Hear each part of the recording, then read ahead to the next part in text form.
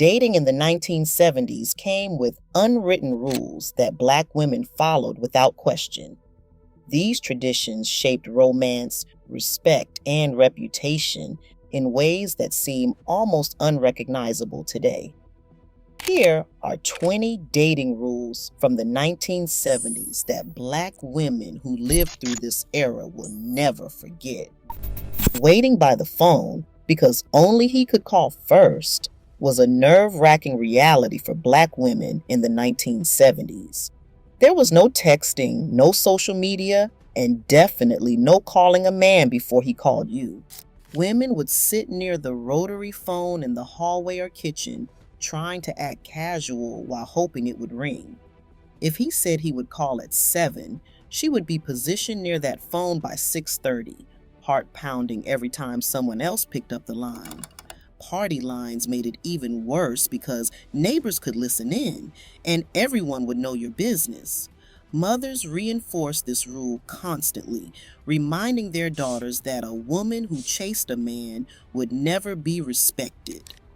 The waiting was agonizing, but calling first was simply not done. If he did not call when he said he would, she had to pretend it did not bother her and wait some more.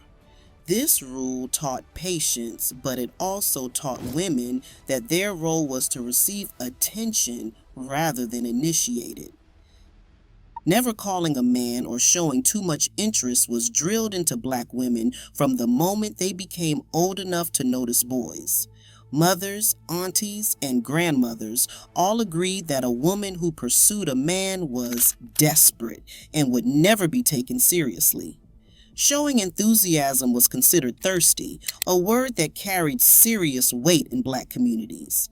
If a young woman smiled too much, laughed too loud at his jokes, or made herself too available, she risked being labeled as easy or fast. The goal was to appear interested but aloof, warm but not eager. Black women learned to master the art of measured responses, giving just enough attention to keep him interested while holding back enough to maintain mystery. This delicate balance was exhausting, but violating it could ruin a reputation overnight. The older women in the family watched closely, ready to pull a young woman aside and remind her that men did not marry women who threw themselves at them. Requiring formal introductions through family or church was standard practice for Black women dating in the 1970s. Meeting a man at random was considered risky and improper. The safest way to start a courtship was through someone who could vouch for his character and his family background. Church was the most common meeting ground because if a man attended service regularly, it suggested he had values and came from a respectable household. Mothers would arrange introductions after Sunday service, casually steering their daughters toward young men from families they knew and trusted. Family connections mattered because they provided accountability. If a man mistreated a woman whose family knew his family, there would be consequences. This system protected Black women in an era when they had limited legal recourse against men who wronged them. The formal introduction was not just about propriety, it was about safety, reputation, and making sure any potential suitor understood he was dealing with people who would hold him responsible. Having a chaperone on early dates was common for Black women in the 1970s, especially in traditional households and Southern communities. Young women did not go out alone with men they barely knew because reputations were fragile and easily destroyed. A younger sibling, cousin, or trusted girlfriend would accompany the couple to the movies, the diner, or the church social. The chaperone's presence kept everything respectable, and it gave the woman's family peace of mind. Some young women resented this rule, finding it embarrassing and childish, but they understood the stakes. Being seen alone with a man in his car or at his home could spark rumors that followed a woman for years. The chaperone system also gave women an easy exit if the date went poorly. She could signal her companion and they would have a ready excuse to leave. By the late 1970s, this practice was fading in urban areas, but many black families in smaller towns and rural communities held on to it firmly. The 3-date rule before any physical affection was almost gospel for black women navigating courtship in the 1970s.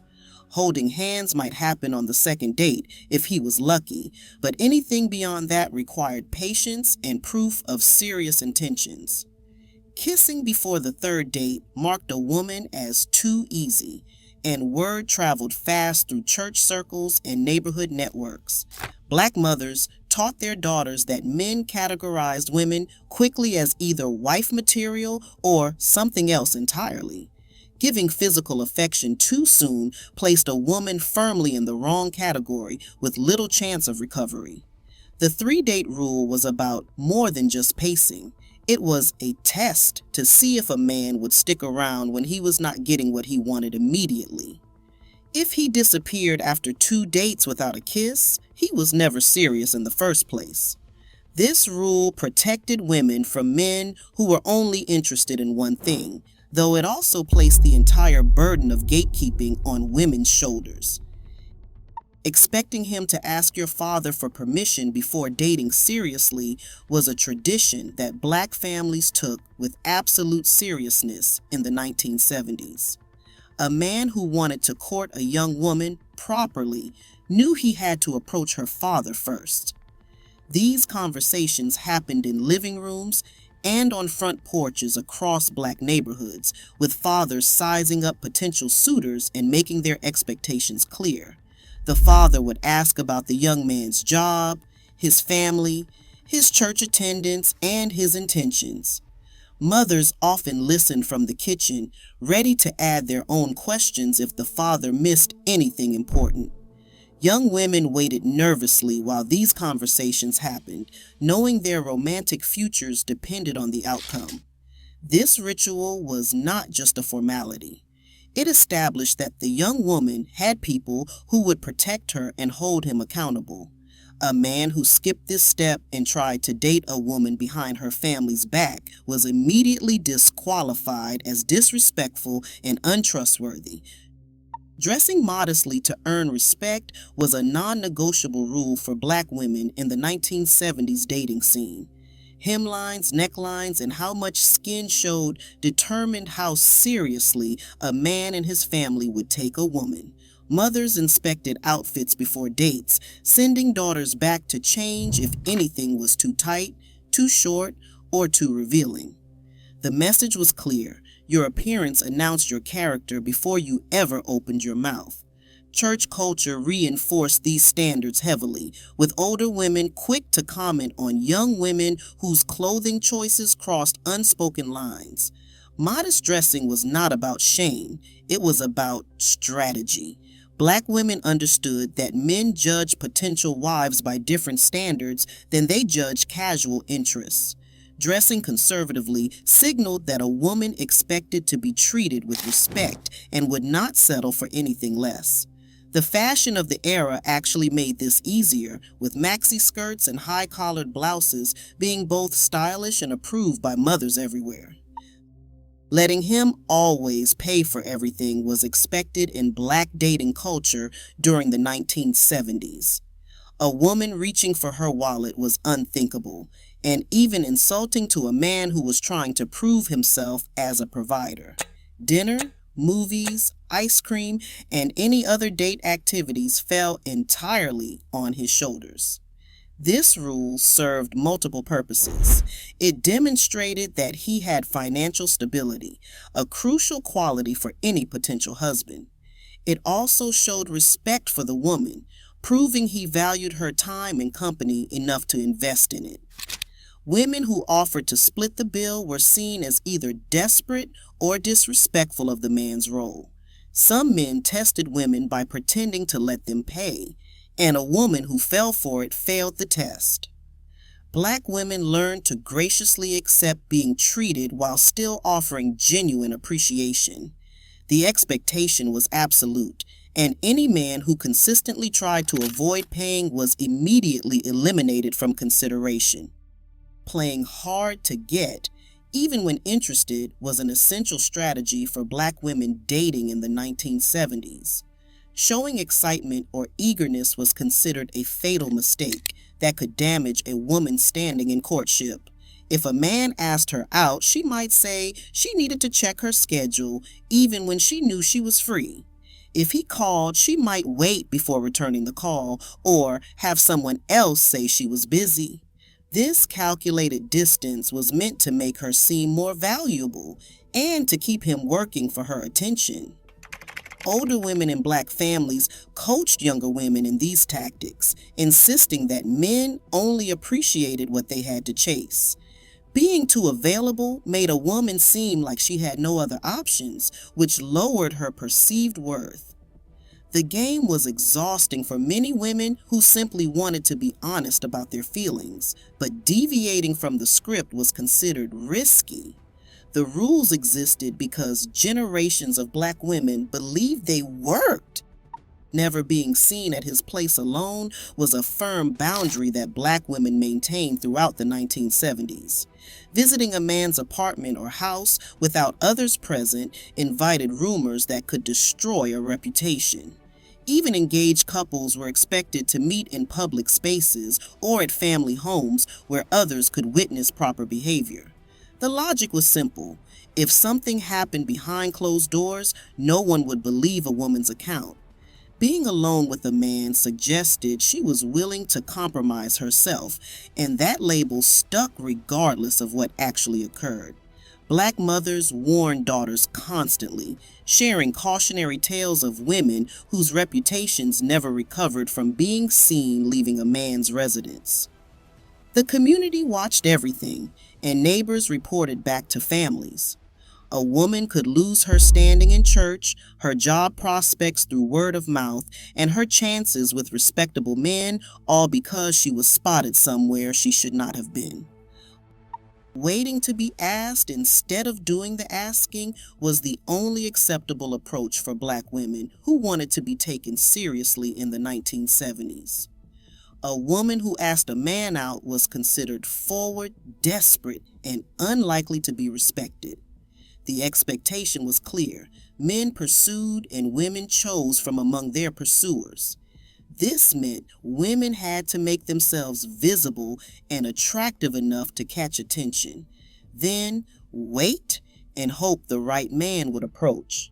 Black women developed subtle signals to show interest without being obvious. A smile held a moment too long, positioning themselves where a particular man would notice them, or having a friend drop hints on their behalf. But actually, walking up to a man and asking him on a date was social suicide. Even if a woman knew a man was interested, she had to wait for him to make the first move. This rule gave men all the power of initiation, while women could only accept or decline what was offered to them. Not calling after 9 o'clock at night was a strict boundary that protected black women's reputations in the 1970s. A phone call after 9 suggested intimacy and familiarity that was inappropriate for women who were not yet married, or at least engaged. Late night calls were associated with booty calls before that term even existed, and no respectable woman wanted to be on the receiving end of one or known for making them.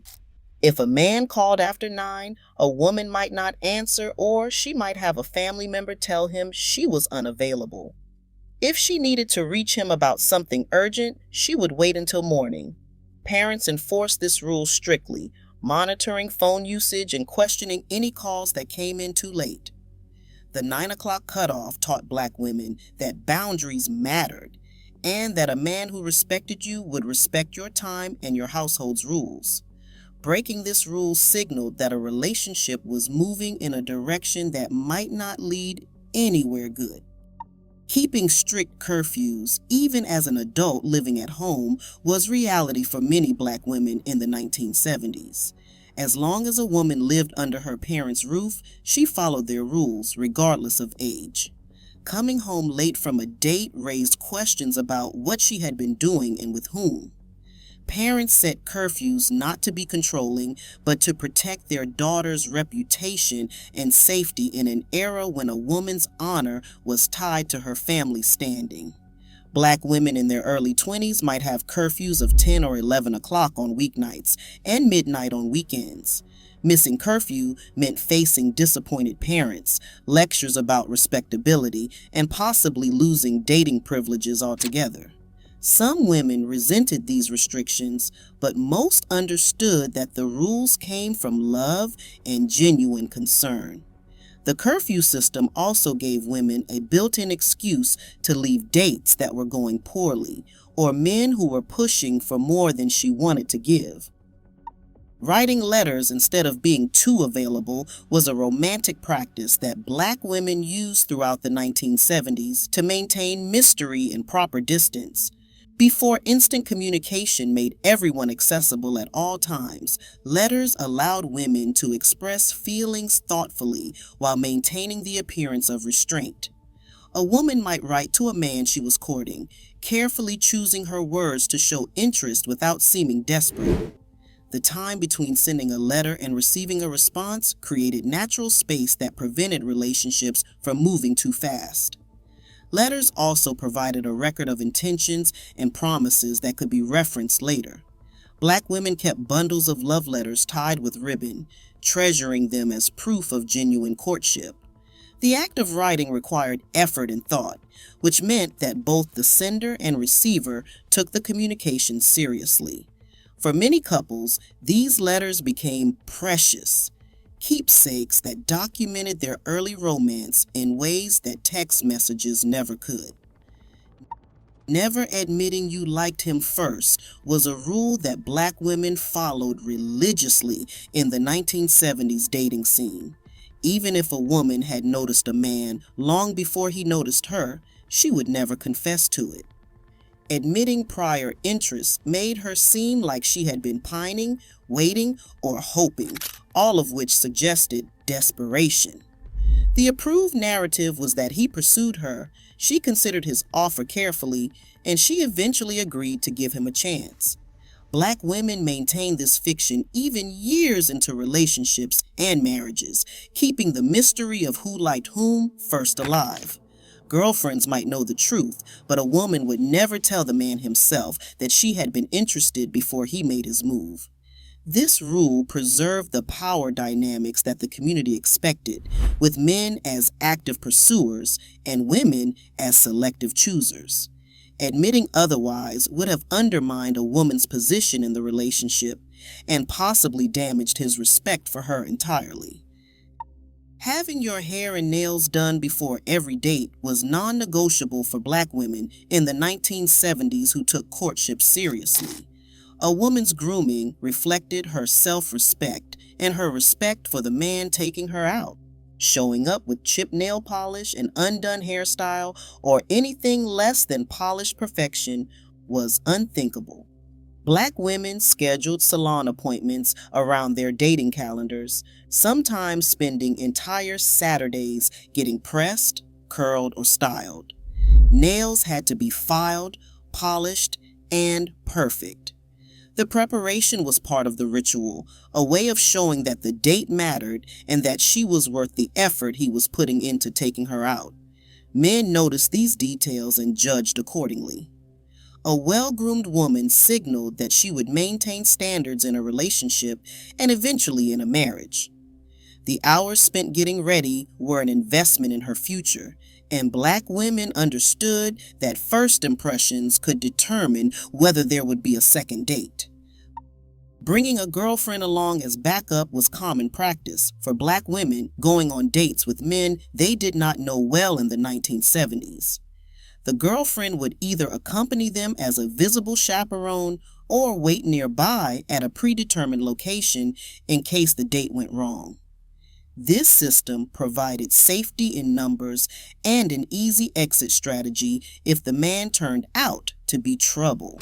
Friends developed signals and codes, a certain phrase that meant, "Come rescue me," or a specific time to check in with a phone call to the restaurant. The backup girlfriend also served as a witness who could vouch for the woman's behavior if any questions arose later about the evening. If the date went well, the friend might disappear after the first hour, her job done. If things felt unsafe or uncomfortable, she would appear with an urgent reason to leave immediately. This practice showed how seriously Black women took their safety during an era when they had to create their own protection.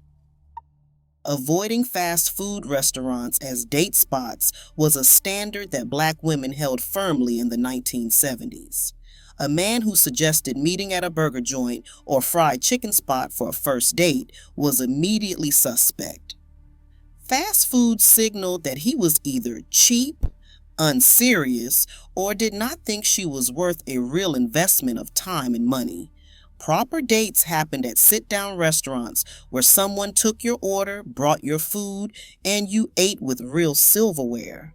The restaurant did not have to be expensive, but it had to have tablecloths and a certain level of dignity. Black women understood that how a man treated her during courtship predicted how he would treat her in marriage. A man willing to take shortcuts early would take shortcuts later. Accepting a fast food date lowered a woman's standards and signaled that she would accept less than she deserved. The older women and families reinforced this rule constantly, warning daughters to watch for these early signs. Not kissing until you were officially going steady was a boundary many Black women maintained strictly in the 1970s. Going steady meant an exclusive commitment that both people had acknowledged and that the community recognized. Until that status was established, physical affection beyond holding hands was off limits. A kiss was not casual. It was a statement that meant something, and that created expectations. Black women who kissed men they were not officially dating risked being labeled as loose or easy, terms that could follow them for years. The going steady conversation had to happen explicitly, often with the man presenting some token like a class ring, ID bracelet, or another symbol. Only after this exchange could kissing commence, and even then limits applied.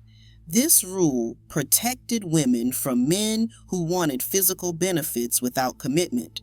It also gave women leverage in relationships, making men earn each level of intimacy through demonstrated seriousness and respect.